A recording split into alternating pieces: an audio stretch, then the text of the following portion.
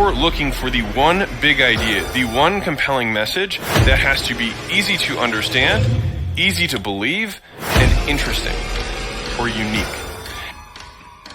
No half measures, right? Either sell or don't sell, but don't be in between.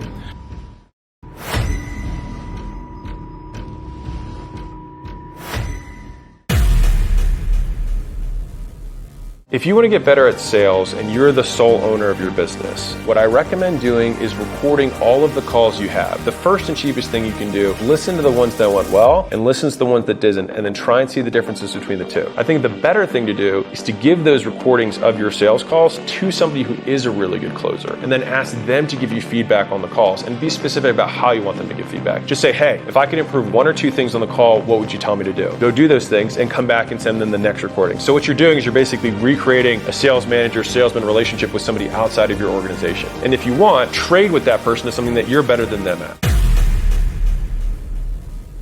Okay, so I'm going to show you exactly why I use the question fair enough to close deals. So if someone's right near the end and they're not sure, and they say, well, I'm not really sure, and I give a concession, I say, well, totally understand. What if we did this? Fair enough? Then I just gave them something, and now they've received something. And one of the deepest embedded psychological triggers in humans is reciprocity, because no one wants to be seen as unfair or being disproportionately giving versus taking.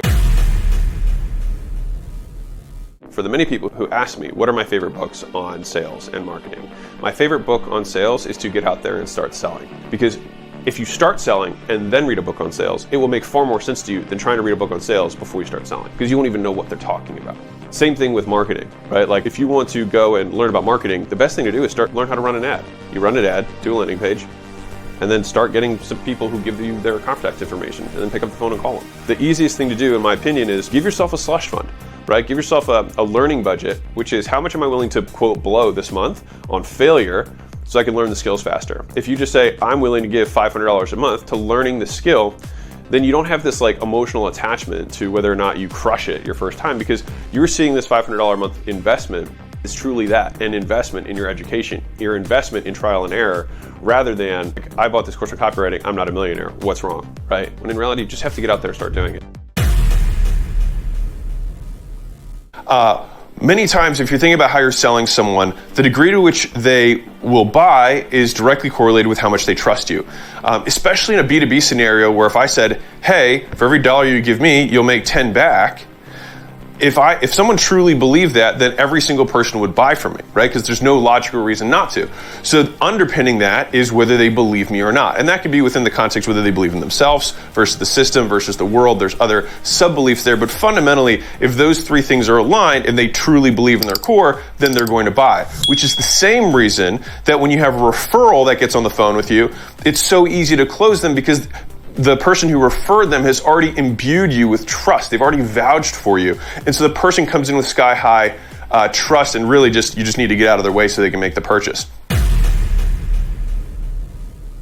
I'm going to tell you a truth that people who are wealthy know that a lot of poor people don't. It takes the same amount of effort, sometimes more, to close a $100 sale as it takes to close a $10,000 sale. And it's not because of the product you sell, but because of the prospect you're speaking with. Picking the right customer to sell to is one of the highest leverage things that you can do to make more money, because people have this false belief that it must be harder to sell those people, or it must be harder to deliver those people. And we've all seen that meme that says, hey, so what exactly am I going to be getting for my $50? Versus the wealthy client that says, hey, wire sent yesterday for 50 grand. What do you want to do next? The faster you can learn that, the faster you can get to doing the same work with just way more zeros. If you're trying to write copy, one of the things that I think through as a framework is what I call plus, plus, minus, minus, self, friends, enemies. What are all the ways that I can say more good, plus, plus, right? You get more of these good things in your life. On the flip side, it's how can we get less of these negative things in your life? And then I frame that within the perspective of yourself, how your friends will see you, and then how your enemies will perceive those pluses and those minuses. Because it's not always just convincing them about their benefits, but how their benefits will be perceived through their competition, how their benefits will be perceived through their wife. If all of a sudden you being successful, your wife sees you a different way, that might be a much greater benefit than actually being successful. And you crushing your competition might be more of a benefit to you than actually being successful, which oftentimes status and how we are perceived in the eyes of others is more important than the thing we did itself.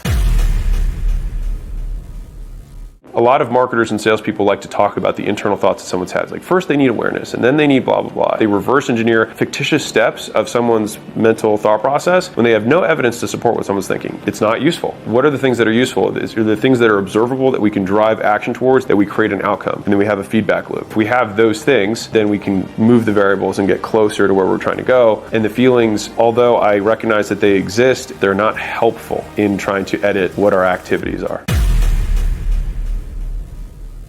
Walked in on my 18-year-old neighbor when he was taking a sales call, and he hung up the call and I was like, did you close the deal? I already knew he hadn't closed the deal. I was like, no, I think he said he's going to think about it. He was like, why don't you think I'm closing deals? And I was like, dude, have you heard you? You sound like a stoned 18-year-old. No one's going to buy from you. He was like, well, how do I learn how to sell? And I thought there for a second, and I was like, dude, just join my sales team. We'll show you how to cold call and we'll show you how to close. 12 months later, kid's making $200,000 a year as a 19-year-old. And the thing is it wasn't that sales didn't work or the course that he had didn't work. It's that you actually have to learn the skill, and the only way to do that is through volume. Before we joined my company, he was taking like 1 or 2 calls a day. As soon as he joined with us, he was doing 200 dials a day. 100 times the effort, 100 times the result. Closer framework. C is you clarify why the person is there. What made you get on the call? What's your goal? Why is that important to you? What would it look like 12 months from now if this ideal outcome were to be achieved? Next, you label them with a problem. So what I'm hearing is you've done X, Y, and Z, and the missing link has been X. Is that right? Yes. Got it. I now have a problem. You now have cancer. I can cure it. We're going to overview the pain. So what have you done in the past? I've done X, Y, and Z. Why did that not work for you? Obviously it didn't work because they're on the phone with you. You do that until they have nothing left. And you're like, awesome. And then you recap the pain. S, sell the vacation. There's going to be 3 stories that you're going to tell them. They're going to be illustrative of the thing that you were helping them solve. An example would be fitness, nutrition, and accountability. If I was trying to sell weight loss, you're usually missing 1 or 2 or all 3 of these things. That's why you weren't successful. Explain away their concerns. Think about it. I have to talk to my husband. I have to check with my partner. You need to overcome them. Last one is reinforce the decision. People back out. How can we slam it on them? How can we get them super pumped? That's the closer framework. Every single one of these buckets has to be questions that are simple for them to ask. How can we sell without selling? And I think in that way, the compounding will happen faster than the revenue would have otherwise increased if you started trying to make the money fast. And so the longer you can delay that, the better it's going to be. And then you can understand why all these guys play the infinite game of never even wanting to do that right hook. Because it's like, but next year I'm going to have 5 times the audience. And then a year later, they're like, but next year I'm going to have 5 times the audience. Because as soon as you shoot your shot, you dramatically decrease the goodwill. I know Gary's got jab, jab, jab, right hook. Just a personal observation that I've had is that you can go give, get. You don't even have to ask. People just start handing things to you. You can win every sale. That's the superpower. And that's where you do make the most sales. And this is what we have to walk through with our prospects. When you're looking at them, you have to be like, I don't want you to buy. I want you to decide for you, not for me. I'll be the same either way, right? You're like, I'm going to be ripped and in shape. It's not going to change me, but like it will change for you. So quick note on sales ethics and then we'll dive in. Helping someone make a decision to help themselves does not mean buying from you. That's a reiteration. You have to keep their goals at the center of the decision, and you should be happy. If you can be happy when someone decides to own the power and not work with you, then the pressure around sales disappears. It evaporates. There's no stake. The stake is, did I help them? And that means that you can win every sale because you change the metric you're measuring yourself by. That's the superpower. And that's where you do make the most sales because you don't care about the sale because you care about the person. And the people pay the most attention. So I call it paying attention. They pay for it. They pay for you to pay attention rather than talking about yourself.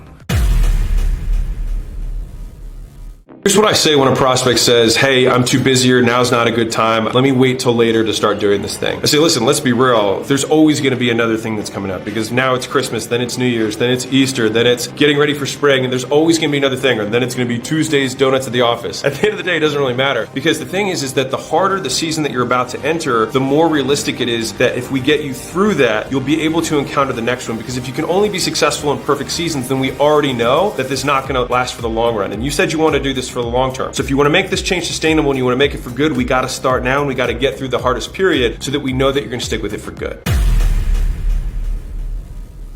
My goal is to give this person power. What are the things, what are the frameworks we think about to get to yes? And the yes that I want from somebody is not a yes, I'm going to buy, but yes, I'm going to decide. And I think if you can delineate that for yourself too, it takes a little bit of the pressure off selling. Because my goal is to give this person power. And you have to understand what power is in order to give it. So the dictionary definition is the ability to influence or direct events or people.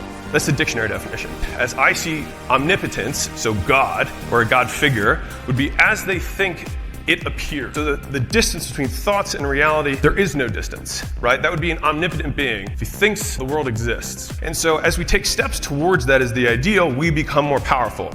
And if we can do that for our prospects, we can allow them to step into the person they want to be and make a decision to own their shit one way or another.